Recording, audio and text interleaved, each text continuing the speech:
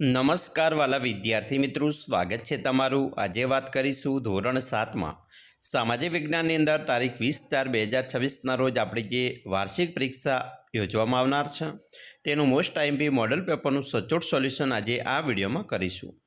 મિત્રો, વિડીયોની શરૂઆત કરીએ તેના પહેલાં ખાસ ચેનલમાં નવા હોય તો ચેનલને અવશ્ય સબસ્ક્રાઇબ કરી વિડીયોને લાઇક અને શેર કરવાનું ન ભૂલતા। વિદ્યાર્થી મિત્રો, આપણે વાત કરીશું ધોરણ 7 વિશ્વ સામાજિક વિજ્ઞાનના વાર્ષિક પરીક્ષાના 80 ગુણના પ્રશ્નપત્રની। તેમાં વિભાગ એ છે તે તમારો વિકલ્પ આધારિત હશે।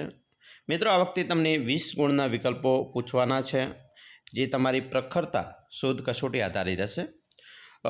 તમારા અભ્યાસક્રમની અંદરથી મિત્રો પૂછાવાના છે। ચાલો પ્રશ્ન 1 જોઈશું। હાલના બિહાર અને ઝારખંડના કેટલાક વિસ્તારોમાં 12મી સદી સુધી કોનું આધિપત્ય હતું?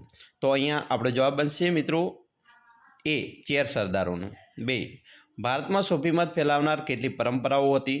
તો જવાબ છે બી, 4। 3, વિભિન્ન સમુદાયની જાણકારી આપણને શાના પરથી મળે છે? તો તેમની ભાષા પરથી। 4, વાંસ, ચીડ અને નીલગિરી જેવી વનસ્પતિ કયા જંગલોમાં જોવા મળે છે? તો આપણો જવાબ આવશે મિત્રો સમશીતોષ્ણ બારેમાસ લીલા જંગલોમાં। 5, ઉષ્ણકટિબંધીય ખરાઉ જંગલોને કયા જંગલો પણ કહે છે? તો જવાબ બનશે પાનખર।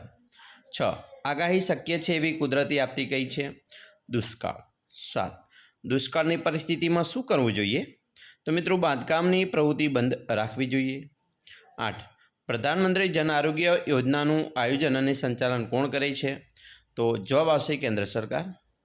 9, ભારતમાં ઈસવીસન 2011માં દર 1000 પુરુષો સ્ત્રીઓની સંખ્યા કેટલી હતી? તો જવાબ બનશે 940। 10, ભારતમાં મોટા શહેરો અને ગ્રામ્ય વિસ્તારોમાં દૂર સદીઓથી પોતાની સંસ્કૃતિ અને ઓળખ સાચવીને કયો સમુદાય વસતો હતો? જવાબ આવશે સી, જનજાતિ સમુદાય। મિત્રો, હવે ખાલિયા ઉપર જઈશું, જેમાં 11મી ખાલિયા છે પોટનો સમૂહ ખાલિયા તરીકે ઓળખાતો? તો જવાબ આવશે વણઝાર કે ટાંડુ।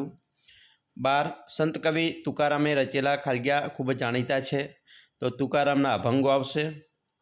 13, કુચીપુડી ઉત્સવ, તો એ આંધ્રપ્રદેશના કુચીપુડી નામના ગામમાં થયો હતો, અને કુચીપુડી એટલે આંધ્રપ્રદેશનો મિત્રો લોકનૃત્ય છે।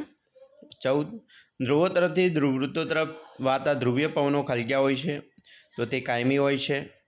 15, ખાલિયા સૂકી ઋતુમાં પાનખર પછીનો સમય મિત્રો લાગવા વધારે છે, બરાબર? તો અહીં આવશે દાવાનળ। 16, સાગરના તળિયે થતા ભૂકંપોથી ઉદ્ભવતા વિનાશક મોજા ખાલિયા નામે ઓળખાય? તો સુનામી। 17, આપત્તિની સામાન્ય વ્યવહારમાં લોકો આપદા હાનિ હોનારત કે ખાલિયા નામે ઓળખાય? તો એને પ્રકોપ કહેવાય। 18, દર્દીને તાત્કાલિક સેવા મળે તે માટે ગુજરાતમાં 108ની યોજના છે।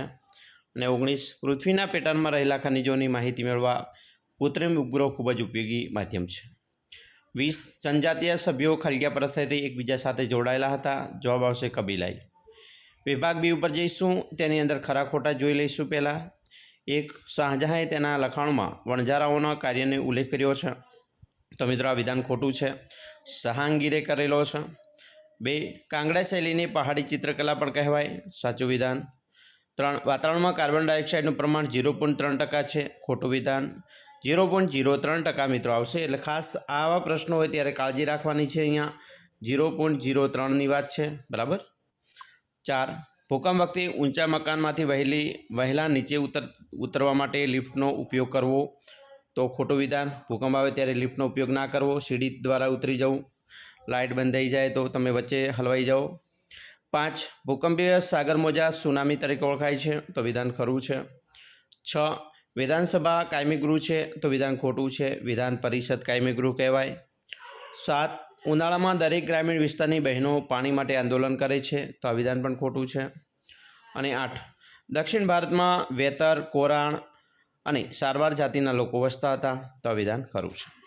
મિત્રો, હવે આપણે જોડકા ઉપર જઈશું, જેની અંદર 9મું છે અમનદાસ। તો અમનદાસમાં આવશે સંગ્રામ શાહ। વણઝારની અંદર આવશે અનાજ અને ચીજવસ્તુઓની હેરફેર। રામાનુજાચાર્ય, તો ભક્તિ આંદોલનની શરૂઆત કરનાર, અને તરણેતરનો મેળો સુરેન્દ્રનગર। હવે આપણે જોઈશું મિત્રો, અહીંયા રેખાંકિત નકશાની અંદર તમારે યોગ્ય મિત્રો સ્થાન દર્શાવવાના છે। અહીંયા તમને ભારતની અલગ અલગ મિત્રો જે વસ્તુઓ છે બતાવવાની છે। અહીંયા ધારો કે તમને આ ભારતનો એક આપણે સામાન્ય નકશો દોરીએ છીએ, ધારો કે આ ભારતનો સામાન્ય આપણે નકશો આવો હોતો નથી, પરંતુ આપણે મિત્રો એક તમને સમજૂતી માટે આ નકશો બનાવ્યો છે. બરાબર.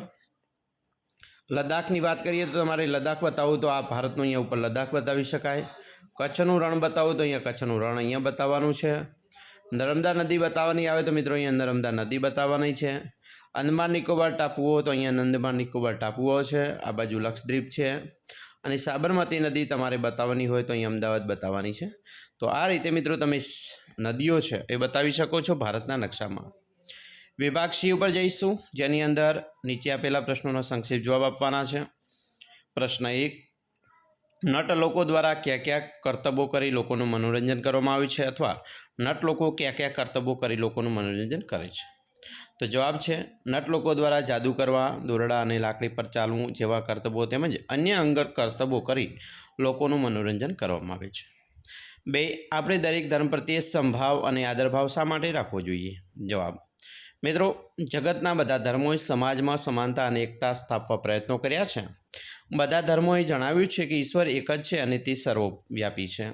આપણે તેને ઈશ્વર, અલ્લાહ, ખુદા, રામ, રહીમ, ગોવિંદ વગેરે જુદા જુદા નામ આપીએ છીએ.